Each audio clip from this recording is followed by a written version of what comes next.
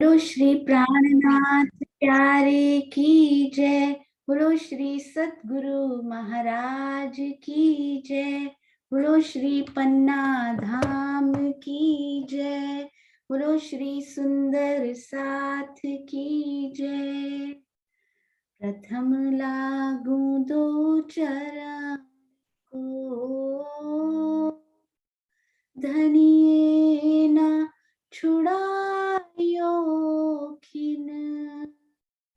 लाख तली लाले रिया मेरे जीव के यही जीवन। इन पाँव तले पड़ी रहूं, धनी नजर खोलो बातूं, पल ना वालूं निरखूं नेत्रे, मेरे जीव के यही जीवन। मेरे जीव के यही जीवन। बोलो श्री प्राणनाथ प्यारे की जय। बोलो श्री सतगुरु महाराज की जय। आप सब सुंदर साथ जी के धाम हृदय में विराजमान अति सुंदर श्री राज श्यामा जी के चरणारविंद में कोटान कोट प्रणाम जी। आइए सुंदर साथ जी, अति सुंदर ढंग से जो जो हमने अभी तक सुना, हृदय में बसाया, उसकी रिवीजन हमारे प्यारे सुंदर साथ जी के द्वारा करते हैं। तो आइए सबसे पहले चलते हैं डीपी सिंह जी की तरफ। हाँ जी, डीपी सिंह जी। प्रणाम जी सुंदर साथ जी। प्रणाम जी। प्रणाम जी। सभी सुंदर साथ जी के धाम हृदय में विराजमान मेरे प्राण प्रिया के चरण कमलों में प्रेम प्रणाम। सभी सुंदर साथ को प्रेम प्रणाम। सुंदर साथ जी, परम धाम में राज जी और राज श्यामा जी और सखियों के जो प्रेम संवाद है वो तो अनादिकाल से चल रहा था। अब राज जी ने अपने दिल में जो सारी नियामतें भरी हुई हैं उनको वो सखियों को लाड़ देने के लिए, बताने के लिए इस खेल का उन्होंने अपने मन में विचार किया। ये चीज परमधाम में सखियों को नहीं बताई जा सकती, इसलिए इस खेल का उन्होंने अपने मन में सोचा, जो महाकारण बना। धनी के दिल में विचार आते ही अक्षर ब्रह्म के दिल में भी ये उत्पन्न हुआ कि मैं धनी और सखियों के आनंद की लीला को देखूं। इसके बाद सभी सखियों के दिल में भी अक्षर ब्रह्म के माया के खेल को देखने की चाहना उत्पन्न हो गई। इस प्रकार उन्होंने राज जी से खेल देखने की मांग कर ली। राज जी ने उन्हें 3 बार मना किया, लेकिन सखियों ने हर बार खेल की मांग की। इस प्रकार राज जी ने ब्रज, रास और जागनी के ब्रह्मांड बनाकर खेल को दिखाया। सुंदर साथ जी, खेल का पहला ब्रह्मांड ब्रजमंडल बना, जिसमें कृष्ण जी का तन, महाविष्णु का जीव, आत्म अक्षर, आवेश और जोश धामधनी का था। श्यामा जी ने जो तन धारण किया उस तन का नाम राधा जी, जीव कालमाया का उत्तम जीव, आत्म श्यामा जी सुरता रूप में आई। इसी प्रकार गोपियों के तन कालमाया के, उनके उत्तम जीव तथा सुरता रूप में किशोर अवस्था के तनों पर ब्रह्म सृष्टियों की आत्म ने प्रवेश किया, जिनकी संख्या 12,000 थी। ईश्वर सृष्टि के रूप में 24,000 गोपियों के तन पर अक्षर ब्रह्म की आत्म सुरता रूप से आई। यहाँ ब्रजमंडल में 11 वर्ष तक प्रेम की लीला हुई और 52 दिन का विरह हुआ। विरह होना अत्यंत आवश्यक था, क्योंकि बिना विरह के प्रेम का जो आनंद है वो लिया नहीं जा सकता था। अब ब्रज से योग माया में हम किस प्रकार से गए उसका संक्षिप्त वर्णन करते हैं। धामधनी इंद्रावती जी के धाम हृदय में बैठकर वर्णन कर रहे हैं कि बेहद मंडल में नित्य वृंदावन में प्रियतम ने जब बांसुरी बजाई तो वहां संध्या काल का समय था।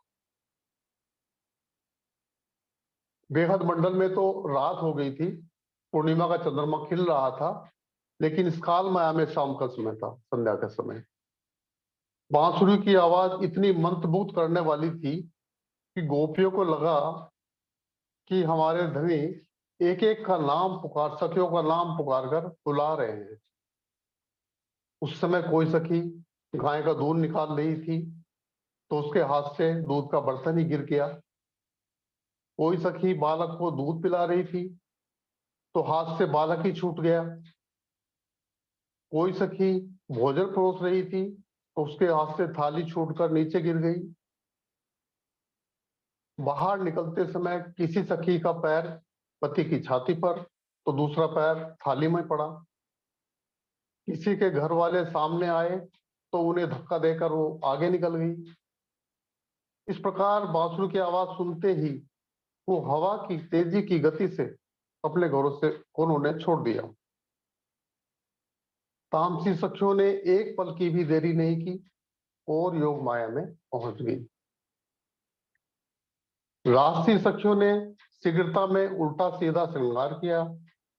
एक पैर में अंजन लगाया, दूसरे में एक पैर में आभूषण हाथों का पहन लिया और हाथों के आभूषण पैरों में डाल लिए।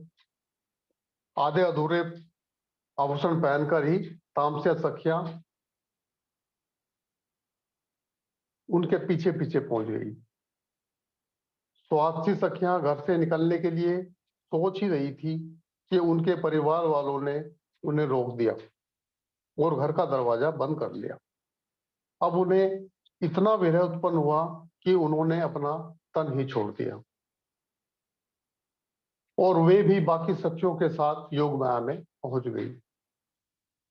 बांसुरी की आवाज ब्रजमंडल के अन्य लोगों के अतिरिक्त शिव आदि देवों ने भी सुनी, लेकिन किसी को भी पता नहीं चला कि ये आवाज कहां से आ रही है। सखियों के रासमंडल में पहुंचने के बाद राज जी ने उल्हाने के रूप में सखियों से जो सवाल जवाब किए उसके बारे में अब बताया जा रहा है। राज जी ने कहा, तुमने मेरी बांसुरी की आवाज सुनते ही अपने घर द्वार क्यों छोड़ दिए सखियों? ब्रज में सब कुशल तो है, किस कारण से इतने उतावलेपन से आप दौड़ती हुई चली आई हो? तुम अपने घर लौट जाओ।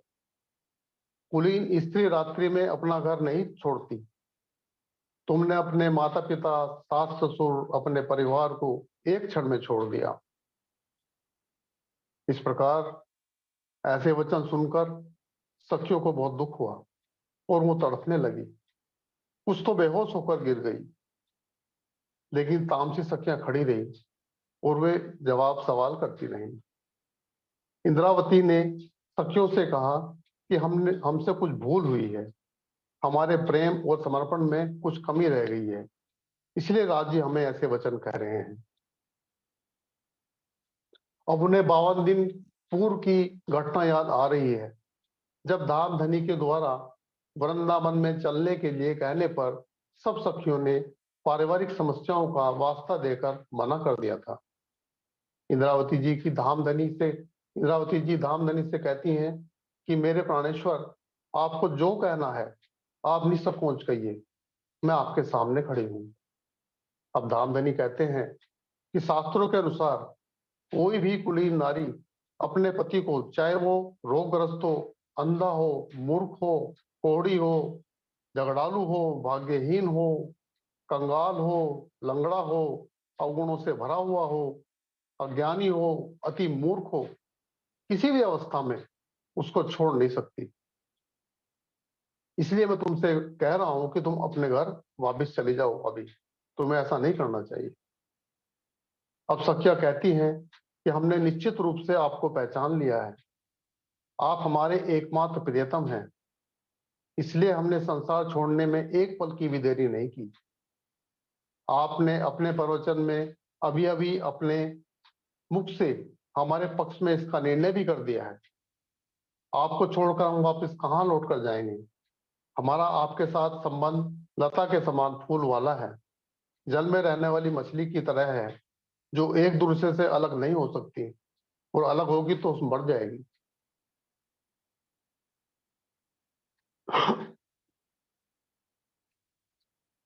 इस समय योग माया का प्रभाव बहुत अधिक हो गया था। प्रेम की भावुकता के कारण बहुत सी सखियां मूर्छित हो गई, और प्रीतम ने सखियों को उठाया और अपने गले से लगा लिया, जिससे उन्हें बहुत ही आनंद प्राप्त हुआ। धनी जी कहते हैं कि मैं तो तुम्हारी परीक्षा ले रहा था कि तुम्हारे अंदर अभी माया की थोड़ी सी भी चाहना तो नहीं है।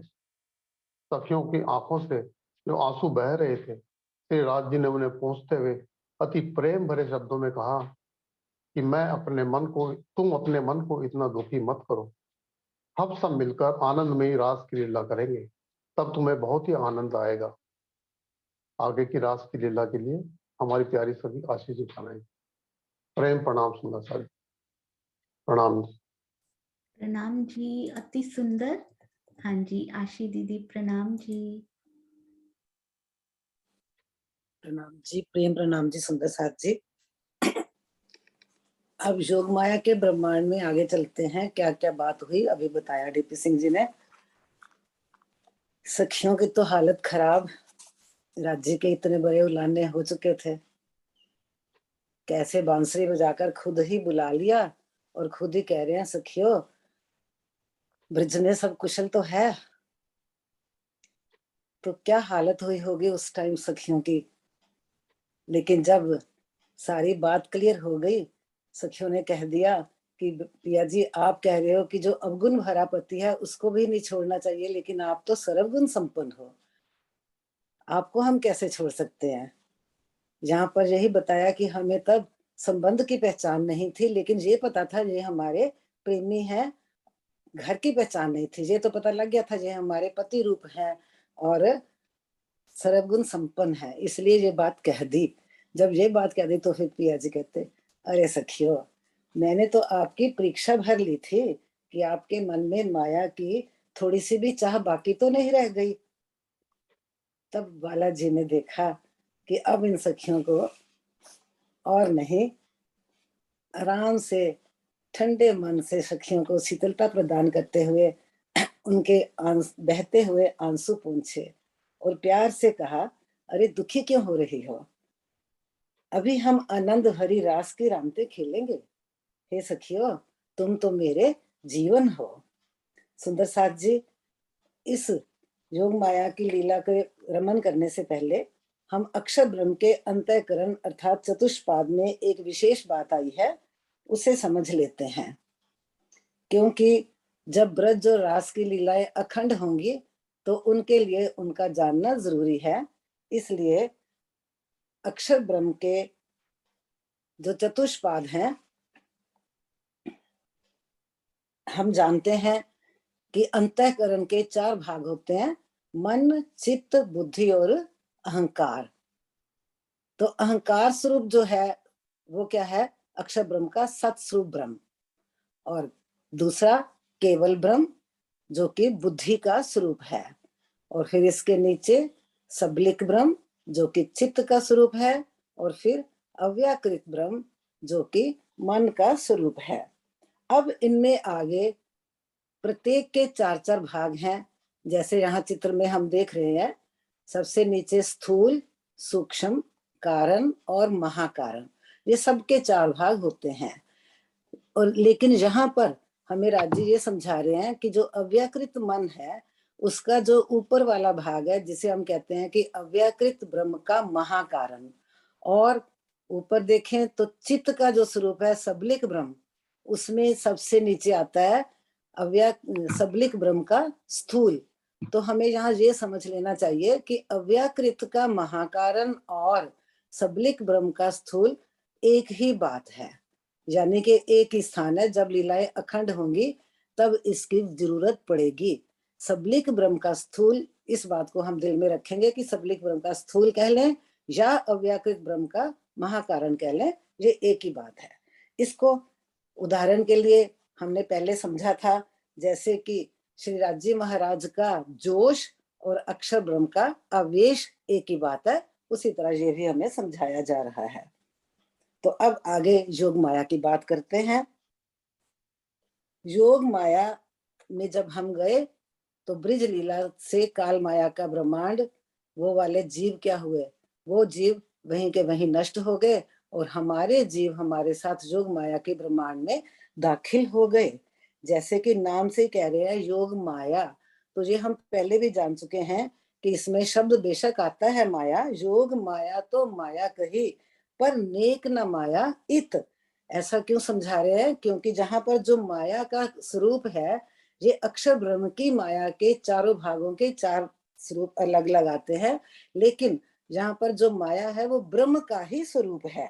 इन चारों भागों में क्रियाशील माया को अलग अलग नामों से जाना जाता है, जिसे हम देखते हैं कि क्रमशः ऊपर से चले तो सत स्वरूप में जो माया है वो कहलाती है मूल माया, और उसके नीचे केवल ब्रह्म बुद्धि वाले स्थान पे आनंद योग माया, और सबलिक ब्रह्म की चिद्रूप माया, और अव्याकृत ब्रह्म की चित्रूप और सदरूप माया, इन नामों से जाना जाता है। लेकिन अब हम प्रवेश कहाँ कर रहे हैं? केवल ब्रह्म में, यानी कि बुद्धि के स्वरूप में, जहां पर कौन क्रियाशील है? आनंद योग माया। तो योग माया का ब्रह्मांड किसने बनाया? आनंद योग माया ने। इसी का वर्णन आगे चलेगा। तो अब जब ब्रिज लीला के बाद हम योग माया में प्रवेश करें तो चौपाई में आता है काल माया तितही पर हरि, अर्थात ब्रज मंडल का प्रलय कर दिया गया और हमारे जीव और आत्म केवल ब्रह्म अर्थात आनंद योग माया में पहुंचे, जहां प्रीतम पहले से ही हमारे इंतजार कर रहे थे, बांसुरी बजाकर बुला लिया था।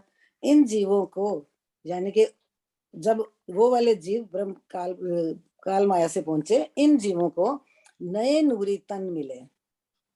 यहाँ प्रलय कर दिया, जो बाद में डिटेल में सोनिया जी हमें समझाएंगी कि ज्यों का त्यों ब्रह्मांड खड़ा कर दिया। दुनिया वालों को नहीं पता चला कि प्रलय हो गया, लेकिन अब तारतम वाणी से हमें पता चल चुका है कि ये प्रलय कर दिया, मतलब कि वो जीव गए, लेकिन जहां पर नए जीव वैसे के वैसे ही बना दिए गए थे। अब जब हम काल माया से योग माया में गए तो इन जीवों को जो नए नूरी तन मिले, उन पर क्या क्या विराजमान है? एक एक ब्रह्म सृष्टि की सुरता और दो दो ईश्वरी सृष्टि की सुरताएं एक ही जीव पर विराजमान हुई। यानी कि आत्म कह सकते हैं कि ब्रह्म सृष्टि की एक, वैसे तो बेसिकली देखा जाए तो जीव के ऊपर, आत्म तो वही है, सुरता रूप में ही आई है सिर्फ, तो उसी को ही हम सुरता कहते हैं। इसलिए एक सुरता ईश्वरी सृष्टि ब्रह्म सृष्टि की, और उसके ऊपर दो दो सुरताएं ईश्वरी सृष्टि की विराजमान हुई। तभी हम जब बेशुमार को ले आए शुमार में तो कहते हैं कि ब्रह्म सृष्टि 12,000 है, तो ईश्वरी सृष्टि की सुरताएं कितनी होगी? यहाँ पर 24,000। तो इन 36,000 सुरताओं ने राज्य के साथ अब लीला करनी है। तो इस तरह से ईश्वरी सृष्टि के जीव केवल ब्रह्म में नहीं गए, सिर्फ जीव किनके गए? ब्रह्म सृष्टियों के। और अब चलते हैं राज्य का नूरी तन देखते हैं। तो इसमें अक्षर आत्म है और राजी महाराज खुद आवेश रूप से विद्यमान है। निसंदेह ब्रिज लीला में विष्णु जी का जीव है श्री कृष्ण जी के तन में, किंतु महारास की लीला में श्री राजी के और सखियों के बीच में होने वाली लीला तो राजी और सखियों की ही लीला है, जो कि अक्षर ब्रह्म को परम धाम जैसी प्रेम और आनंद की लीला दिखानी थी। इस लीला में विष्णु भगवान का जीव नहीं है। अक्षर ब्रह्म की आत्म दोनों लीलाओं में अवश्य है, ब्रिज लीला में भी और यहाँ पर योग माया की लीला में भी, क्योंकि अक्षर ब्रह्म को ही तो दिखाना है। अब केवल ब्रह्म की अर्धांगिनी योग माया ने महारास की लीला के वास्ते ही इस नए ब्रह्मांड की रचना की, ताकि प्रेम के विलास का पूरा आनंद लिया जा सके। आनंद योग माया, नाम ही आनंद योग माया, तो आनंद ही लेंगे। यहाँ चौपाई आती है, एह स्वरूप ने एह वृंदावन, ए जमुना तटसार, घर थी तीत ब्रह्मांड थी अलगो, ते तारतम्य की धो निर्धार। हमें राज्य बता रहे हैं कि जो योग माया का ब्रह्मांड जो है वो कहाँ पर है, घर थी तीत ब्रह्मांड थी अलगो, यानी कि परम धाम से भी अलग और काल माया के ब्रह्मांड से भी अलग। केवल ब्रह्म में खेली गई इस लीला को सबलिक ब्रह्म में अखंड कर दिया गया। कहाँ अखंड करा, ये बाद में सोनिया जी हमें बताएंगी। अभी हम इतना ही जानते हैं कि सबलिक ब्रह्म में अखंड कर दिया गया। इस अखंड लीला को देखकर ही श्री महामती जी नित्य वृंदावन का वर्णन कर रही हैं और कहती हैं कि यहाँ के शब्द वहां नहीं पहुंचते, फिर भी हमारे लिए, ताकि हमें उन सुखों की अनुभूति हो सके, वर्णन किया जा रहा है, ताकि हमें उन केवल ब्रह्म की अर्धांगिनी आनंद जोग माया ने यहाँ की संपूर्ण सामग्री पशु पंखी जमुना जी वन इत्यादि वृंदावन समेत ऐसी रचना की है कि यहाँ हम अनंत रूपों में उस सुख ही सुख की जो सर्वत्र दिखाई दे रही है उसका अनुभव कर सके। सुंदर साथ जी इस शोभा में कहते हैं कि अगर आप दिल में बसा लीजिए तो धीरे धीरे माया की नींद हट जाएगी और चितवनी का रास्ता भी सरल हो जाएगा। यहाँ जो हमने अपने धनी के साथ अनेक प्रकार की विलास की लीलाएं की वो आज भी अखंड है। हमारे अखंड तन नित्य नई नई लीलाएं कर रहे हैं। श्री तारतम वाणी के द्वारा इस लीला को केवल ब्रह्म सृष्टियां ही जान पाई हैं। यहाँ तक कि अक्षर ब्रह्म की 5 वासनाएं विष्णु कबीर शुकदेव सनकादिक शंकर भगवान जी भी इसकी जानकारी नहीं रखते, भले ही वो चतुर सुजान हैं। क्यों? क्योंकि ए माया हमारियां जाके हम पे विचार और उपजे सब इनथे ए हमारी आज्ञाकार। ये योग माया हमारे प्रीतम के सत अंग अक्षर ब्रह्म के बुद्धि के स्वरूप केवल ब्रह्म की अर्धांगिनी है, इसलिए हमारी है। हमारे राज्य के सत अंग के अक्षर ब्रह्म से आगे पैदा बनाई गई है, इसलिए ये हमारी है। सभी ब्रह्मांड सबलिक और अव्याकृत की माया से ही उत्पन्न होते हैं। रास लीला पहले करी जो मिने वृंदावन, आनंदकारी जोग माया अविनाशी उत्पन्न। महारास की लीला अति आनंदमयी है और नित्य वृंदावन की शोभा अनंत काल तक अखंड रहेगी। जहाँ जिस वस्तु का निर्माण होता है वो अखंड और अविनाशी है, क्योंकि हमें पहले से भी बताया कि योग माया के ब्रह्मांड में निर्माण तो हो सकता है, यानी कि बन तो सकता है लेकिन मिट नहीं सकता। लेकिन जहाँ सदा सर्वदा जो भी भूमिका है आनंद योग माया की पूरी आनंद देने वाली ही है। परम धाम में तो ना उत्पन्न ना नष्ट, और काल माया के ब्रह्मांड में उत्पन्न भी नष्ट भी, लेकिन योग माया के ब्रह्मांड में बनेगा तो सही, मिटेगा नहीं। तो इसलिए अब यहाँ की संपूर्ण सामग्री का वर्णन कैसे राज्य हमें ले जा रहे हैं और वृंदावन दिखा रहे हैं, तो कहेंगे आओ सखियो चलो आपको मैं अब सारी झगड़ा खत्म, प्रेम लीला शुरू, तो पहले हमें वो वहां पे घुमाएंगे, कहेंगे आओ तुम्हें पहले मैं वृंदावन दिखाऊं। तो अब सुंदर साथ जी वृंदावन दिखाने की, भ्रमण करने की और रास कैसे हुई वो सब आगे की लीला का वर्णन हमारी प्रिय सखी दीदी चांद कमल जी करेंगे। प्रणाम जी सुंदर साथ जी। प्रणाम जी, अति सुंदर राशि दीदी। हाँ जी, चांद कमल आंटी प्रणाम जी। प्रणाम जी सुंदर साथ जी।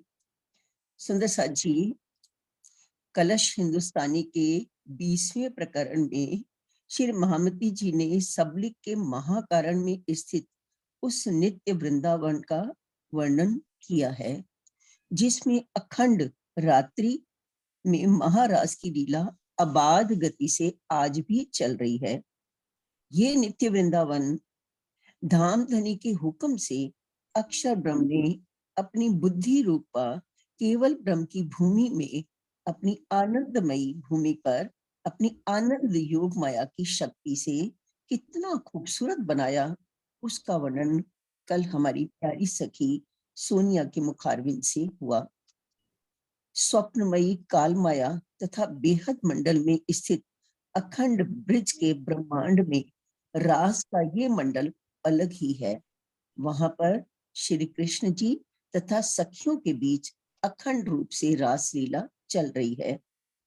केवल ब्रह्म की इस भूमिका में आनंद योग माया ने महाराज की संपूर्ण सामग्री यमुना जी, पशु पक्षी, वन आदि के साथ नित्य वृंदावन की रचना की। केवल ब्रह्म की अर्धांगिनी आनंद योग माया ने इस नित्य वृंदावन की रचना इस प्रकार की है कि रास का ये ब्रह्मांड केवल सुख ही सुख से परिपूर्ण है। महामती जी कहती हैं, हे साथ जी, नित्य वृंदावन की शोभा के संबंध में मैं जो कुछ भी कह रही हूँ उसे आप अपने अंतःकरण में इस ब्रह्मांड के सुंदर दृश्यों की साक्षी के साथ और बेहद मंडल के अति सुंदर पदार्थों की दृष्टि से विचार कीजिएगा। मैं आपको वहां की शोभा व लीला का प्रत्यक्ष अनुभव करवाकर आपकी माया जन्य नींद को उड़ाना चाहती हूँ। योग माया के ब्रह्मांड में विद्यमान नित्य वृंदावन की वास्तविक शोभा का वर्णन हो पाना किसी भी प्रकार से संभव नहीं है सुंदर साथ जी, फिर भी इसका कुछ वर्णन किया जा रहा है। यहाँ हमने अपने प्राण वल्लभ, अपने प्राण प्रियतम के साथ महारास की लीला की थी। वृंदावन में होने वाली उस आनंदमयी लीला में हमारे अखंड तन नित्य ही आनंद की नई नई लीलाएं करते हैं। आनंद योग माया की भूमिका जागृत है। वहां के जल, वहां की धरती, वायु, अग्नि आदि पांचों तत्व, चर अचर सभी पशु पक्षी चेतन हैं। वहां की धरती के एक एक कण में इतना तेज है कि उसके समक्ष इस संसार के करोड़ों सूर्यों का प्रकाश भी फीका है। वहां की भूमि के एक एक कण के प्रकाश के सामने तो ये सूर्य कहीं दिखाई ही नहीं पड़ेगा।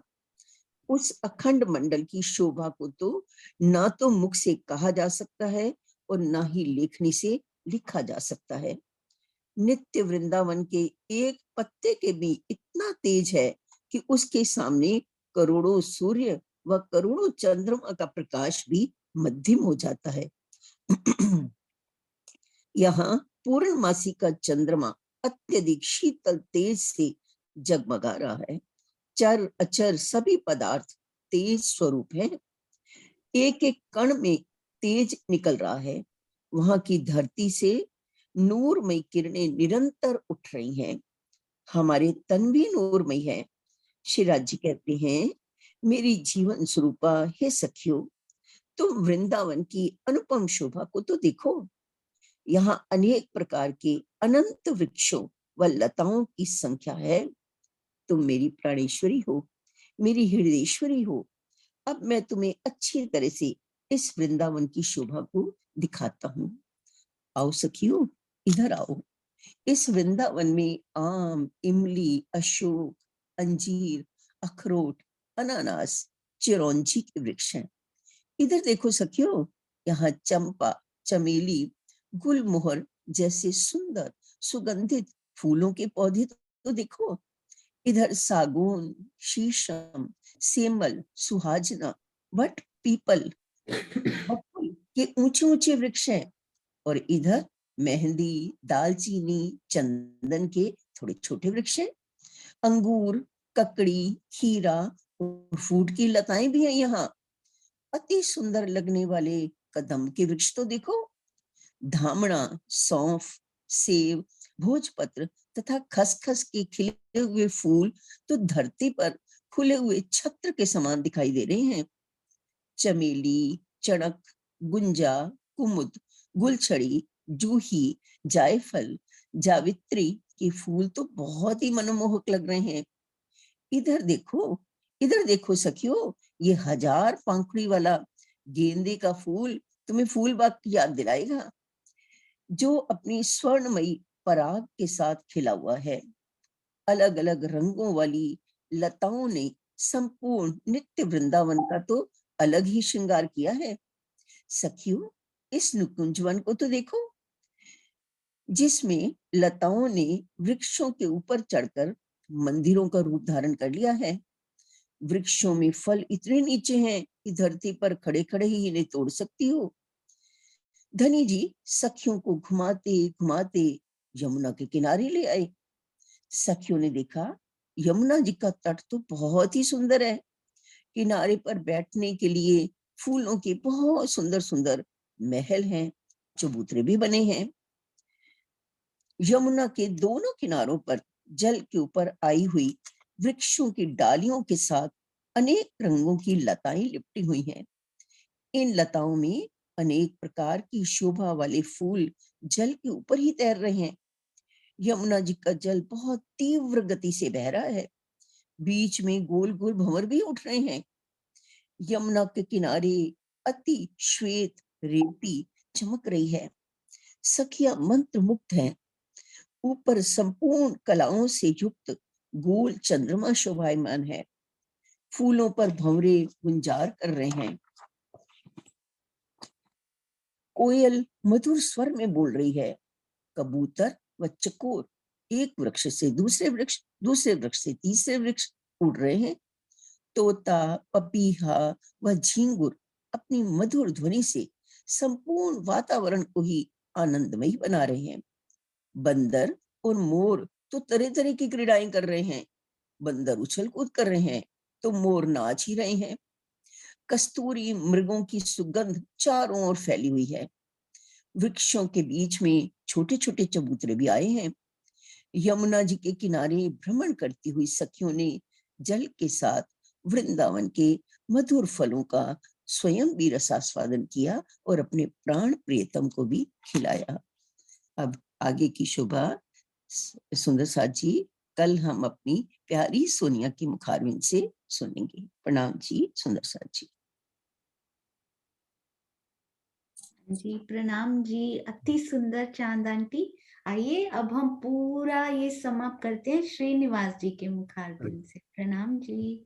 प्रेम प्रणाम जी। सभी सुंदर साथ के श्री चरणों में कोटान कोट प्रेम प्रणाम।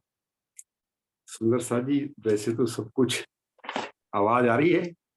हाँ जी, बहुत अच्छी आ रही है। और सभी कुछ सुंदर साथ के द्वारा वर्णन हो चुका है, तो मैं थोड़ा थोड़ा प्रकाश डालने की कोशिश करूंगा, जैसा राज जी ने हृदय में दिया है कि इस जिस ब्रह्म इस ब्रज इस ये जो तीन तकरार हैं हमारे खेल के, ब्रज, रास और जागनी, इसका मूलभूत कारण क्या बना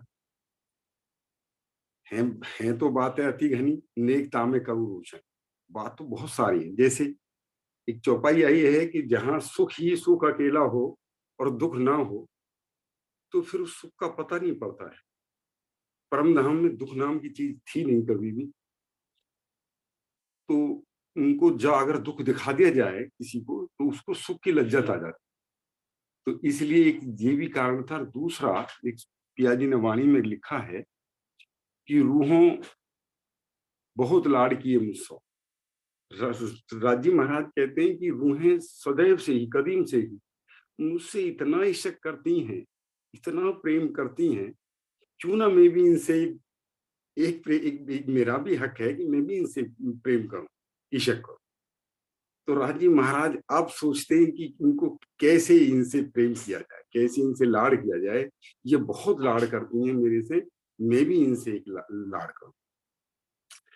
तो इसका मूलभूत फिर यहाँ जो हमारे कुंज वन के रेती से यहाँ से थोड़ा सा शुरुआत किया, और वहां दौड़ होती है कुंज वन के रेती में, और रूहें जो हैं एक दूसरे जैसे ही भाग दौड़ती हैं तो राजी जो है वो छुई पकड़े जाते हैं और गिर जाते हैं, वो एक दूसरे के ऊपर सब गिर जाती हैं। तो क्योंकि अब सखियों को वहां का ये पता नहीं है कि राजी महाराज की साहिबी क्या है और वहादत का इशक क्या है। एक पातशाही अर्ज की और वहादत का इशक, और सो दिखलाम ने रूहन को पहले दिल में लिया है। अब राजी महाराज दिल में कई बातें ले रहे थे। एक तो ये कि भाई वहां अकेला सुख है और दुख नाम की कोई चीज नहीं है।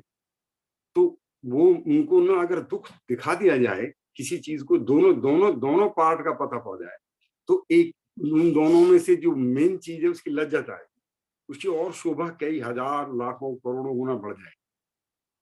अब राजी महाराज ने अब ये कि रूहें मुझसे बहुत लाड़ करती हैं, मैं भी इनसे लाड़ करूं, और एक ये कि पातशाही जो अर्श की है, इनकी इन सखियों को ये पता नहीं है कि ये कौन है, इनके स्वरूप क्या हैं। मेरी साहिबी का इन्हें कुछ भी पता नहीं है, श्यामा जी की साहिबी का पता नहीं है। तो ऐसा सोच करके कि भाई एक तो इनको ये बताया जाए कि वहादत का जो इशक है वो क्या है, उसके बिना अगर वो हट जाता है तो फिर तुम्हारी क्या स्थिति होगी। इसलिए यहाँ लेकर ने ये दिल में लिया, तो ये कारण खेल का बना, मूलभूत कारण ये बने। इस तो वाणी में भी लिखा, बातें तो हैं अति घनी, नेकता में करो रोशन। कि इस ब्रह्मांड के बनने के फिर मूल दो कारण बनते हैं। ये तो महाकारण हो गया कि उन्होंने अपने दिल में ले लिया, और फिर उसके बाद में अक्षर ब्रह्म के हृदय में जो है ये उत्पन्न कर दिया कि मैं भी उस खेल को, जो अंतरंग लीला जो ईशक और आनंद की होती है, उसे मैं देखूं, जानूं, मैं उस लीला में मैं भी पार्ट प्ले करूं। उधर सखियों को जो है इधर फिर उनके बाद में जो है तीन पीछे हादी रूहन में है जो हुआ जाओ। फिर उधर धीरे धीरे श्यामा जी और सखियों के भी हृदय में ये बात आई कि भाई अक्षर ब्रह्म जो है उनकी कैसी लीला होती है और वो कैसा खेल बनाते हैं।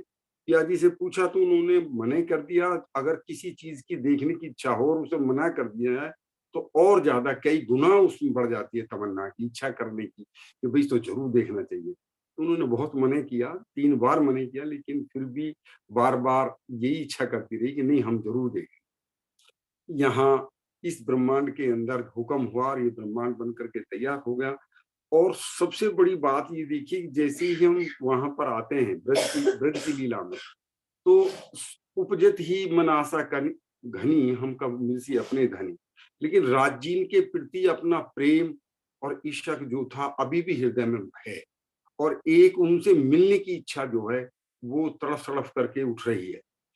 और वो श्री कृष्ण के तन के अंदर राजी बैठते हैं, और वो सखियां अपने आप ही हृदय कमल में ये बात आती है कि हम भाग करके वहां जाएं। तो वो श्री कृष्ण जी के पास आती हैं, और वहां पर इस प्रकार से जो है 11 साल 52 दिन की इस अलौकिक लीला वहां पर होती है, इशक और आनंद की, प्रेम और आनंद की। तो इसमें जो जब वो 11 साल तक की उन संपूर्ण लीलाओं में उन सबको बिल्कुल मुग्ध हो जाते हैं, किसी को कुछ पता ही नहीं पड़ता है, तब राज जी जो है उनको कहते हैं कि भी आज हमारा जन्माष्टमी का दिन है, हमारा जन्मदिन है, चलो आओ हम चल करके जो है वृंदावन में और मधुबन में जो है लीलाएं करते हैं। तो अब यहाँ पर क्योंकि थोड़ा उनकी भी उम्र जो है 11 साल की हो गई थी, और उधर वो सखियां भी 11 जिस वक्त आए थे तब उस वक्त भी उनकी उम्र 8, 10, 11 साल की थी। अब उनकी सखियों की उम्र ज्यादा है। अब लोक लज्जा मर्यादा को ध्यान में रखते हुए उन्होंने जो है उठे वहां भी थोड़े से कठिन वचन बोल दिए कि आपको तो इस चीज की शर्म लज्जा है नहीं, हम तो कुलवंती नार हैं, आप हमसे कह रहे हो तो रात्रि में आओ और वहां लीला करेंगे। तो फिर मूल स्वरूप राजी महाराज विचार करते हैं कि भाई यहाँ पर 52 दिन जो है ये एग्जैक्ट जन्माष्टमी से 52 दिन के बाद ही शरद पूर्णिमा पड़ती है। हमारी जो शरद पूर्णिमा आती है वो 52 दिन के बाद आती है, तो 52 दिन तक बिछो होता है और शरद पूर्णिमा आती है। तो फिर राजी महाराज वृंदावन में जाते हैं संध्या के समय, और जो बलदेव भाई हैं, कल्याण जी बलदेव जी, उनसे कहते हैं कि आप इन जो ग्वाल बाल हैं इन्हें ले जाओ और हम जो है अभी आते हैं। तो एक दिन क्यों वाछरू ले वृंदावन जाते हैं, और वृंदावन से जो है फिर हुक्म करते हैं योग माया का, और योग माया के उस योग माया से अपना स्वरूप भी मांगते हैं कि हमारे लिए एक अच्छा सा मतलब एक प्यू हमारा नौतन नौतन आकार जी, ने हमारा नौतन और नौतन श्रृंगार जी। तो नया ही श्रृंगार लिया, नौतन ही आकार लिया, और कहाँ पर हुआ ये केवल ब्रह्म की कि जो है केवल ब्रह्म के अंदर 9 रस होने के कारण वो चयन किया गया। ये आनंद योग माया का स्थान है, और तो वहां पर इन सब सखियों को बांसुरी बजाने पर ये सब सखियां ईश्वर आत्माएं भी और ब्रह्म आत्माएं भी, तीनों भी जो भी सतो रजो तमो गुण से लिखी हैं, ये कि ये सभी जो है 36 की 36,000 जो है सभी छोड़ करके वहां पहुंच जाती हैं। और वहां पर उनको जो है कि अभी जैसे हमारे स्वामी सुंदर साथ ने बताया कि भी उनमें क्योंकि चेतन तन थे, वो नूरी स्वरूप थे, तो नूरी स्वरूप तो चेतन ही होते हैं। उनके अंदर जो है ब्रह्मात्माओं के जीव जो है वो 12,000 प्रवेश करते हैं। 12,000 ब्रह्मात्मा भी एक एक तन में बैठती हैं और दो दो ईश्वर आत्मा में बैठती हैं, क्योंकि उनके तन ना तो योग माया में है और न धाम में है, तो उनको वो भी एक एक तन पर बैठती है। इस प्रकार से जो है उस श्री कृष्ण नाम जो जो अब लीला कर रहे हैं, उनके अंदर किसी प्रकार का कोई जीव नहीं है। वहां पर वो नूरी चेतन होने के कारण उसके उनके अंदर जो है केवल अक्षर की आत्म और जोश और धनी जी का आवेश ही उसमें कार्य कर रहा है। तो वो लीला जो है वहां पर संपूर्ण सुंदर साथ को जो है हम समस्त सखियों को राजी महाराज वृंदावन में घुमाते हैं और पूरी रात्रि भर वहां पर लीलाएं चलती रहती हैं। इसके अंदर जो है एक वहां भी होता है 52 दिन का विरह, ताकि प्रेम के पुट को और अत्यधिक बढ़ाने के लिए, और यहाँ भी जो है अंतर्ध्यान की लीला होती है। और अंतर्ध्यान की लीला होने के बाद जब आते हैं तो भजनानंद सुख लिया अपार, और भी यानी कि अब ब्रह्म स्वरूप होकर के यहाँ पर पहले से भी कई बहुत ज्यादा मतलब ईशक और आनंद की लीला अब यहाँ पर संपन्न होती है, जो महाराज कहलाती है। इस ब्रह्मांड के अंदर जब अक्षर इच्छित चौक होते हैं, जब वो अपने मूल स्वरूप में प्रवेश करते हैं अक्षरधाम के अंदर, तो देखते हैं कि सब क्या था, मैं कौन हूँ, मैं अभी क्या देख रहा हूँ, कौन सा बन था, और ये सखियां कौन थी। तो इस तरीके से वो सब कुछ उनको याद आता है।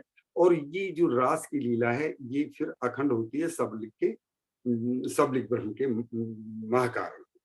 हाँ और जी, यहाँ प्रणाम जी श्रीनिवास अंकल, ये हम बाद में करेंगे। अभी तक की लीला का आप बहुत सुंदर आप वर्णन कर रहे हैं, यदि और भी कुछ बचा हो तो आप बताइए। बस एक थोड़ा सा ये और बताना चाहता हूँ कि हमारे जो वेद व्यास जो हमारे सुखदेव मुनि जी हैं, हमारे श्रीमद् भागवत के अंदर जो है 24 अवतारों का वर्णन करा है, लेकिन वो 22 अवतार तक ही वर्णन कर पाए। और जब उनके बुद्ध अवतार का वर्णन करने लगे तो यहाँ वो उलझ गए। वो ये नहीं बता सके कि भाई बुद्ध अवतार कौन है, क्योंकि दोनों में बुद्ध का शब्द। तो ये एक विशेष बात थोड़ा ध्यान रखने की है कि हमारा जो ना विद्याभिनंदन निष्कलंक बुद्ध अवतार, और वो अब उन्होंने आखिर से उसको कल्कि करके लिख दिया। जो 23वां 24वां अवतार के बारे में उन्होंने बुद्ध अवतार और कल्कि अवतार लिख दिया, जबकि कल्कि जो है वो घोड़े को कहते हैं। जागृत बुद्ध रूपी जो जागृत बुद्धि है उसको हमारे ग्रंथों में घोड़ा करके लिखा है कि जब वो विद्याभिनंदन आएंगे, वो पूर्ण परमात्मा स्वरूप इस पृथ्वी पर आएंगे, प्राणादि आएंगे, तो वो इस जागृत ज्ञान रूपी कल्कि घोड़े पर विराजमान होकर के जो है वो लीला करेंगे। तो वो यहीं पर वो इनकी इससे ज्यादा पहुंच नहीं थी, तो जितना उन्होंने समझ आया बस उसका कल्कि करके ही लिख दिया। एक ये था। एक दो जो एक 4 भुजा विष्णु वाले जो हैं, जो शुरू में दर्शन देते हैं, और एक जो हम बाद में आकर के जिन्होंने कुरुक्षेत्र का युद्ध किया है, इन दोनों विष्णु भगवानों को थोड़ा जानना जरूरी है। और मेरे ख्याल अब शायद अब लीला अब आपके द्वारा पूरी होगी कि उन दोनों को भी, अरे कि प्रतिबिंब, ये हमारा जो ब्रह्मांड है ये स्टार्ट भी वृंदावन से ही होता है, जहां पर उसको एंड किया गया था पहला, उसी से जोड़ दिया गया है इसको। और यहाँ पर केवल जीव हुक्म के हैं, और उसमें आवेश की शक्ति जो है जो वृंदावन के अंदर काम कर रही है वो उसमें आकर के प्रवेश करती है, राधा की और श्री कृष्ण जी की, वो यहाँ पर फिर रास होती है। तो ये प्रतिबिंब की लीला से स्टार्ट होती है, और 11 दिन में 7 दिन गोकुल और 4 दिन मथुरा। फिर उसके बाद वो फिर कभी नहीं आए, 112 वर्ष तक द्वारका में राज किया और फिर अपने वैकुंठ को सिधारे। बोलो श्री प्राणनाथ प्यारे की जय। प्रणाम जी सुंदर साथ जी, इतनी सुंदर आप सब ने जो लीला का वर्णन किया है ना सुंदर साथ जी। सबसे पहले डीपी सिंह जी हमें लेकर चले, कहाँ से हमने शुरू किया था, अति सुंदर वर्णन डीपी सिंह जी। मैं शब्दों में बयान नहीं कर सकती। वो कह रहे थे कि मैं कैसे करूंगा, देखिए जब राजी अंदर बैठकर करवाते हैं ना तो कितना आनंद सब सुंदर साथ जी को मिलता है। उसके बाद आशी दीदी हमें लेकर चले योग माया में और उन्होंने पूरा ब्रह्मांड हमें समझा दिया कि कहाँ पर राजी ने किस प्रकार लीला की और वृंदावन कितना सुंदर आनंद योग माया के द्वारा तैयार किया गया। उसके बाद चांद कमल आंटी ने वहां की चितवन में हमें डुबो दिया। ऐसा लगा कि हम वहीं पर खड़े उन पेड़ पौधों और उन सारे पशु पंखियों और जमुना जी और वो मंदिर बनाती हुई लताओं को साक्षात देख रहे हो। और श्रीनिवास अंकल आपके चरणों में कोटान कोट प्रणाम। उनके अंदर एक्चुअली सुंदर साथ जी इतना भंडार राजी ने दिया है ना कि उनके साथ ये न्याय नहीं है। केवल 7, 8, 10 मिनट उनको देना ये न्याय संगत प्रतीत नहीं होता, पर समय सीमा की वजह से ऐसा किया गया। किसी दिन श्रीनिवास अंकल से के मुखार बिंद से हम पूरा ये वर्णन सुनेंगे और पूरा 1 घंटा उन्हीं से सुनेंगे, क्योंकि वो पूरा भंडार हम सबको मिलना चाहिए। आप सबके चरणों में कोटि कोटि प्रणाम जी। हाँ जी सुंदर साथ जी, आप अनम्यूट कर सकते हैं। जो सुंदर साथ जी ने आज बहुत ही सुंदर वर्णन करके हमें बताया है। हाँ जी, डीपी सिंह जी, चांद कमल आंटी, आशी दीदी, श्रीनिवास अंकल, प्रणाम जी।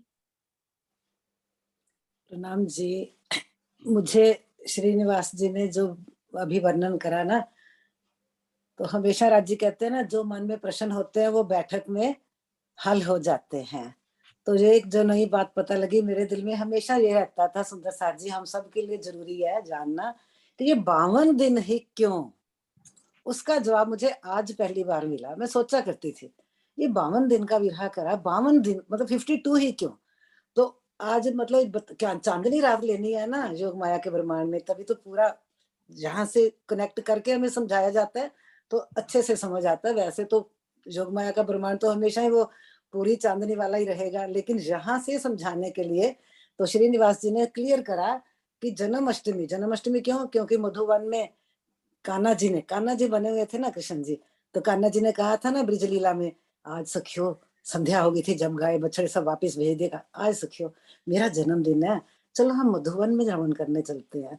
तो सखियों ने कैसे निर्लज वगैरह कह के हमने बुरे शब्द कह दिए थे, उसकी डिटेल में नहीं जाऊंगी। तो कहने का मतलब कि तब हमने मना कर दिया था। दिन कौन सा था? जन्माष्टमी का। तो श्रीनिवास जी ने क्लियर करा कि जन्माष्टमी से लेकर शरद पूर्णिमा तक 52 डेज बनते हैं। और मैं रफली सोच रही थी हाँ ठीक है, जब जन्माष्टमी किस महीने में आती है और शरद पूर्णिमा किस महीने में आती है, तो मुझे लगा ये बात नहीं पता लगी, तो इसलिए मैं रिवाइज करवाना चाहती थी। सुंदर साथ जी, श्रीनिवास जी आपके चरणों में प्रेम प्रणाम, कोटि कोटि प्रेम प्रणाम। प्रणाम जी सुंदर साथ जी। प्रणाम जी। श्रीनिवास अंकल से हमेशा हमें नई नई सुनने को मिलती हैं और आगे भी मिलती रहेंगी। और आप सभी सुंदर साथ जी के मुखार बिंद से फिर से सुन के एक नया ही आनंद आज सुंदर साथ जी को जरूर मिला होगा। सुंदर साथ जी स्पेशली हैंड रेस करके प्रेम बांटिए, फिर आता है आनंद। आपके हृदय में तो दिखाई दे ही रहा है, पर हैंड रेस करके हम ले सकते हैं इन सुंदर साथ की मेहनत के लिए 5 मिनट और 1-1 मिनट का आशीर्वाद। जल्दी से हैंड रेस कीजिए स्पेशल कि मैं भी आशीर्वाद देना चाहता हूँ, मैं भी प्यार करनी चाहती हूँ। हाँ जी दुष्यंत भैया, प्रणाम जी। प्रणाम जी सुंदर साथ जी, प्रेम प्रणाम जी। राज जी की लीला इतनी अनंत है, इतना विस्तार है कि सुंदर साथ के मुख से जो भी बोलते हैं विषय वही है, लेकिन कुछ ना कुछ नया मिलता ही है। जैसे भी आशा दीदी जी ने कहा, और सभी ने बहुत अच्छा और नई नई बातें कुछ सुनने को मिली। और श्रीनिवास जी को फिर से और ज्यादा सुनना चाहेंगे। और जो डीपी सिंह जी ने, फिर चांद आंटी जी ने और आशीष जी ने, और सबने बहुत अच्छा सुंदर बोला। उनके चरणों में बहुत प्रेम प्रणाम।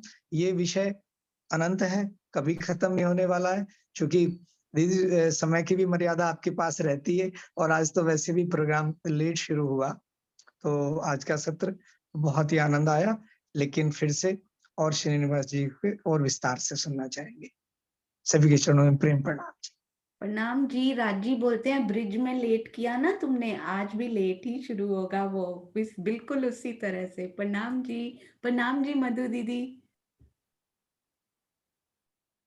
प्रणाम जी लेट सुंदर साथ लेट जी, शुरू प्रेम होगा, मतलब रास महारास में 52 दिन के बाद ही जाएंगे, थोड़ा लेट करके, उसी टाइम नहीं। हाँ जी मधु दीदी प्रणाम जी, जी। प्रेम प्रणाम जी सुंदर साथ जी।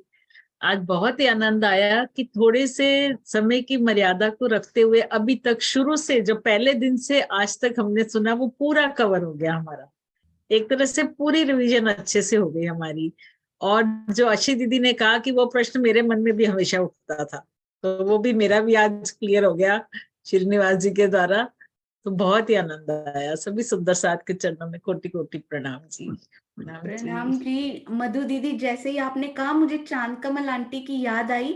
आशीर्वाद देने में सबसे पहले होती हैं वो सब सुंदर साथ को, आज उनकी बारी आई है, तो हम पीछे नहीं बिल्कुल, रहेंगे बिल्कुल भी। बहुत बहुत सुंदर। अच्छा। दीदी ने बहुत प्रणाम। अच्छा वर्णन किया, पूरे वृंदावन का बहुत ही सुंदर वर्णन किया उन्होंने। बिल्कुल प्रणाम जी। प्रणाम जी। हाँ जी माया दीदी प्रणाम जी। हाँ जी माया जी प्रणाम जी। अनम्यूट कीजिए। तब तक मीनू दीदी से सुनते हैं। हाँ जी प्रणाम जी मीनू दीदी। प्रणाम जी, सब सुंदर साथ को प्रणाम जी। मुझे तो आज वो चुपाई ऐसे लगी ना, ब्रिज रास और जागनी और ये चारों का यामे भोग, सब सुंदर साथ ने जो आज पूरा रिवीजन कराया, बहुत ही आनंद आया। ब्रिज का हमारे डीपी सिंह जी ने बहुत अच्छा, और रास का तो आशी दीदी बहुत आनंद आ गया। और उनका जो चांद कमल दीदी ने पूरी चितवन ही ऐसे लग रहा था आंख बंद कर लो और चितवन में डूब जाए, बहुत अच्छा लग रहा था आंख बंद करके सुनने में। चितवन चल रही थी, बहुत मजा आया। और श्रीनिवास जी के लिए तो कोई शब्द ही नहीं है, बहुत भंडार है, कुछ भी मतलब कोई क्वेश्चन नहीं है जो आंसर ना मिल सके। बहुत आनंद आया। सब सुंदर साथ के चरणों में कोटान कोट प्रणाम जी। और सोनू तो हमारी, सोनू के लिए भी कोई शब्द नहीं है। सोनू ने समझाया हमें तभी समझ में आ रहा है। अच्छे सच्चे में सोनू नहीं समझ आती थी, अब समझ में थोड़ी थोड़ी आने लगी है। वैसे विषय का कोई अंत नहीं है, बहुत कुछ है इसमें, पर फिर भी ये प्रसंग ही इतना अच्छा चला है कि थोड़ा थोड़ा कारण, सूक्ष्म महाकारण, ये पहले नहीं समझ में आता था, अब और अच्छे से। सोनू एक चीज और दिल में भाव आ रहा है कि आप ये भी समझाना कि जैसे जब ये लीला अखंड, जैसे अभी आप लोगे ये वाला मैटर कि रिश्तों में कैसे कायम होगा, तो उसको और सरल तरीके से कि कैसे कारण में और महाकारण कैसे कहते हैं, और उसको प्रैक्टिकल मतलब कैसे अखंड होगी, कुछ अच्छे अच्छे उदाहरण हमें मिले, अच्छे से समझ आ जाए, क्योंकि ये समझ में नहीं आती ये वाली बात, सूक्ष्म कारण और महाकारण। तो आपसे समझेंगे सोनू। ठीक है, जैसे प्रणाम जैसे जी। धनी करवाते हाँ राजी जाएंगे। कराएंगे, राजी ही बिल्कुल। दिल में डाल रही हूँ, राजी ही कराएंगे। और तो बिल्कुल, नहीं तो किरण आंटी तो हमारे पास है ही, और हाँ, तो नहीं वैसे वो तो सुंदर है ही, साथ सब भी है। सुंदर साथ तो है मिलके। बिल्कुल जैसे जैसे धनी हुक्म देते जाएंगे, आदेश होता जाएगा, वो अपने आप करते जाएंगे। प्रणाम जी। बिल्कुल थैंक यू प्रणाम मीनू जी, दीदी, सबको आपका प्रणाम जी। आशीर्वाद ऐसे ही मिलता रहे। प्रणाम जी। प्रणाम जी। प्रणाम जी। हाँ जी माया जी प्रणाम जी। प्रणाम जी दीदी। प्रणाम ब- जी। बहुत आनंद आ रहा है, बहुत मजा आ रहा है, बहुत नई नई बातें सुनने को मिल रही हैं। एकदम गदगद हो गए हम तो। हाँ जी प्रणाम जी। आपकी ये गदगद के भावना हमें हृदय से वो खनक सुनाई दी जब आपने बोला, बहुत अच्छे। प्रणाम जी। प्रणाम जी। हाँ जी विजय आंटी प्रणाम जी। और उसके बाद स्वयं डीपी सिंह जी प्रणाम जी। वो शायद बाकी सारे टीम मेंबर्स को बधाई भी देना चाह रहे हैं। हाँ जी प्रणाम जी विजय आंटी। सब सुंदर साथ को जिन्होंने आज वर्णन किया है, शब्द नहीं है। पर ये 52 दिन वाला क्वेश्चन तो सोनिया जी मेरे दिमाग में भी था। अभी श्रीनिवास जी ने जो बोला ना कि ये 52 दिन शरद पूर्णिमा तक पूरे होते हैं, थोड़ा अगर उसको एक्सप्लेन कर दें तो मैं वो थोड़ा समझना चाह रही हाँ जी। हाँ जी, हम इसके बाद ना उसको स्पेशली रिकॉर्ड करते हैं, श्रीनिवास अंकल का ये उत्तर है ना। हूँ। हाँ भी प्रणाम 52 जी। दिन कैसे हुए, थोड़ा मैं अभी सुन बिल्कुल। भी नहीं पाई पूरा, तो इसलिए मुझे हाँ जी वो शायद पूर्णिमा तक बताए ना उन्होंने। जी, हाँ वो जी मैं अभी करते हैं। प्रणाम जी विजया आंटी, प्रणाम जी। सबको हाँ जी, डीपी सिंह जी प्रणाम जी, और उसके बाद सुदर्शन भगत जी को लेके हम इसको मीटिंग को एंड करेंगे। प्रणाम जी डीपी सिंह जी। प्रणाम जी, प्रणाम जी। सोना जी, मैं तो ये कहना चाहता हूँ कि राज्य के माध्यम से आप लोग मेरा हाथ पकड़ कर आगे ले जाते हैं। मेरे से तो जितना मैं झिझकता हूँ, बोल नहीं पाता हूँ, तो उतना फिर जो है वो उन्हीं का माध्यम है। आपके द्वारा, आशीष जी के द्वारा हमेशा जो है मुझे आगे बढ़ाने की कोशिश करी गई। उसके लिए आपके चरणों में बहुत बहुत प्रणाम। प्रणाम जी। एक्चुअली डीपी सिंह जी को 4th डे मिला था, उन्होंने बोला 4th डे का वीडियो, मुझे लगा इतना लेट आएगा, और वो बोल रहे थे कि मैं कैसे बोलूंगा, तो उनको लेट मिलेगा। दुष्यंत भैया ने तो बड़ा सुंदर मैनेज कर लिया, तो रात को बहुत लेट वीडियो आया। अगले दिन दुष्यंत भैया के अंदर भंडार भरे हुए हैं, उन्होंने हम सबको बहुत आनंद दिया। डीपी सिंह जी बोले मैं कैसे करूंगा, हमने बोला कोई बात नहीं, हम श्रीनिवास अंकल से स्वैप कर देते हैं। तो श्रीनिवास अंकल जी को लास्ट में, डीपी सिंह जी को पहले, और इतना सुंदर वर्णन, मैं हैरान हो रही थी डीपी सिंह जी कि आप वही हैं जिन्होंने कॉल किया था या स्वरूप बदल चुका है, क्योंकि इतना सुंदर आपने, कृष्ण जी ने 3 बार त्रिधा लीला में स्वरूप बदले ना, मुझे लगा अंदर कुछ बदल चुका है। धनी की मेहर से कुछ और ही अंदर आपके उन्होंने दे दिया है। बिल्कुल सीक्वेंस ऑर्डर में आपने जो वर्णन किया है ना आज, अति आनंद। आप स्वयं सुनेंगे ना, आप हैरान रह जाएंगे। आज बहुत सुंदर। प्रणाम जी। प्रणाम जी, प्रणाम। हाँ जी, सुदर्शन आंटी प्रणाम जी। प्रणाम जी, बहुत अच्छा लगा। मैंने तो कभी ये सुना नहीं था, मुझे बहुत आनंद आ रहा है और बहुत मजा आ रहा है। जब वीडियो दोबारा देखती हूँ तो और ज्यादा आनंद आता है। अरे प्रणाम जी। वाह, इसीलिए तो अक्षर ब्रह्म ने अखंड करके रख लिया है, वीडियो दोबारा देखेंगे तो और आनंद आएगा उनको। जो छूट जाता है प्रणाम। वो आ जाता, फिर पता लग जाता है ना वीडियो देखने से। बिल्कुल बिल्कुल सही। प्रणाम जी, प्रणाम प्रणाम जी। जी, प्रणाम जी। हाँ जी, चांद कमल आंटी वेट हो रही थी आपकी। प्रणाम जी। प्रणाम जी, प्रणाम जी। सोनिया, सही बात ये है कि मैं अब ये बोलूंगी ना तो आप लोग को लगेगा कि ऐसे ही बोल रही हैं। सचमुच मैं बहुत ही अभी अनाड़ी हूँ। मैंने तो इतनी वाणी भी बहुत ज्यादा नहीं पढ़ी है। हाँ, आप उनके पीछे पीछे लगकर राज्य चलाते जा रही हैं, और बढ़ो एक एक सीढ़ी पर। सचमुच आज बहुत ही आनंद आया। रात को जब मैं ये लिख रही थी ना, तो एक वो जो लाइन आई ना कि इसको ना तो बोलने की सामर्थ्य किसी में है, ना लिखने की सामर्थ्य किसी में है। राज्य की बात मुझे पूरी अच्छी तरह समझ में आई कि सचमुच हम लोगों की कोई ताकत नहीं है, ना हम इसको बोल सके, ना हम इसको लिख सकें। धनी खुद करवाते हैं आकर के। जो कुछ भी होता है वो हाथ पकड़ के लिखवाते हैं, वो मुंह पकड़ करके हमसे बुलवाते हैं। राज्य का बहुत बहुत शुक्रिया। और आशीष जी ने जो चौपाइयों से सजाया ना उसको, मुझे बहुत आनंद आया। बीच बीच में चौपाइयां आई, सचमुच बहुत ही आनंद आया। और सारे सभी तीनों चारों, और श्रीनिवास जी के लिए तो भाई क्या बोले, वो तो ज्ञान के भंडार हैं। बस ऐसे लगता है वो बोलते जाएं और हम सुनते ही जाएं, और कोई प्रश्न ऐसा नहीं होगा जिसका आंसर नहीं होगा उनके पास। सब कुछ है उनके पास। तो राज्य की बहुत मेहर है आज। और सुंदर साथ जी, एक बात मैं और कहूंगी कि वाणी की गरिमा में कुछ मैं अगर ठीक से ना उतर पाई हूँ, या आप लोगों के विश्वास या प्रेम में यदि कोई मेरे से ना पूरी कर पाई हूँ, कुछ त्रुटि हो गई हो, तो मुझे क्षमा अवश्य करेंगे। अभी मैं बस, उम्र में मत देखिए, लेकिन हूँ मैं अभी पहली कक्षा में ही। प्रणाम आपने जी। तो क्षमा भी रिवाइज कर दी। प्रणाम जी, प्रणाम जी। बहुत सुंदर आपने बोला, कोई त्रुटि उसमें हो नहीं सकती थी। मैं आज सोच रही थी, आप जब बोल रहे थे ना, ऐसे लग रहा था जमुना जी का, योग माया की जमुना जी का जल आपकी स्वर लहरी में हमें उसकी आवाज सुनाई दे रही थी। आज इतना सुंदर बोला आपने। राजी की बहुत मेहर है, बहुत मेहर। वही सब कुछ करवा जाते हैं आकर के, और पता भी नहीं चलता।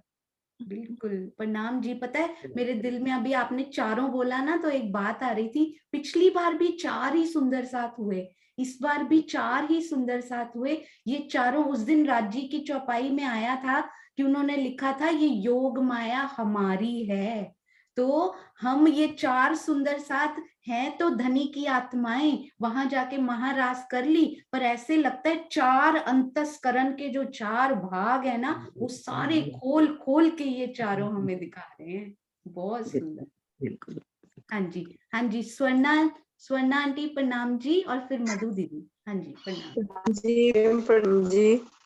देख लो मेरे दिल में कब से ये भाव आ रहा मन का, और राजी ने देखो शिवाजी के मुख से लौया, और इतना अच्छा लगा कि जब ये 52 देख लो कि जन्माष्टमी लेकर उन्होंने कहा कि मतलब वहां पर तक 52 बैठते हैं, और कितने सुंदर वर्णन किया जिसका मुझे कुछ कह नहीं सकते।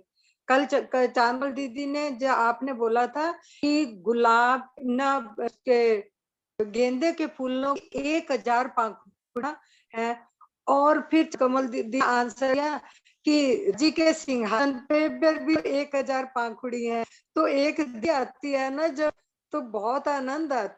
और उधर आशीष जी ने कहा कि मेरे दिल में भी भाव था कि 52 दिन वियोग कैसा, वो श्रीनिवास जी ने कहा, तो एक दिल्ली के अंदर सच्ची जी ने बिल्कुल समाया हुआ है। सभी सुंदर साथ प्रेम प्रणाम जी। हाँ जी प्रणाम जी, अति सुंदर। ये आपने रिपीट किया, कल मैंने चैट बाद में सेव्ड आती है, इस टाइम मैं देख नहीं पाती, मैंने देखा चांद कमल आंटी ने उसी टाइम लिखा हुआ था कि सिंहासन श्री मूल मिलावा में राजी श्यामा जी के सिंहासन के नीचे यानी गिलम पर भी 1000 पाखुड़ी का कमल का फूल तो खिला हुआ है। बहुत सुंदर। हाँ जी मधु दीदी प्रणाम जी। जी मैं डीपी सिंह जी के लिए कुछ कहना चाहूंगी। वो जैसे कहते हैं ना मेरे को कुछ नहीं आता, तो ये मेरे से पूछिए, झरोखा टीम में वो हमारे साथ थे, तो इतनी गहराई है उनके अंदर कि वो खुद ही नहीं जानते हैं।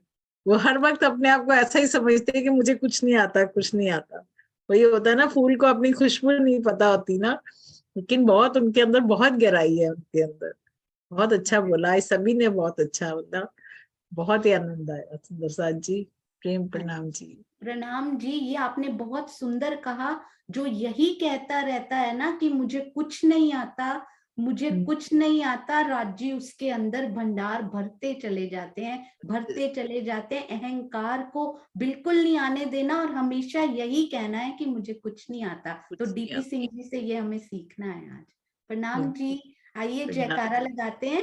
बोलो श्री प्राणनाथ प्यारे की जय। बोलो श्री सतगुरु महाराज की जय। पन्ना धाम की जय। सर्व सुंदर साथ की जय। प्रणाम जी, प्रेम प्रणाम जी। प्रणाम जी।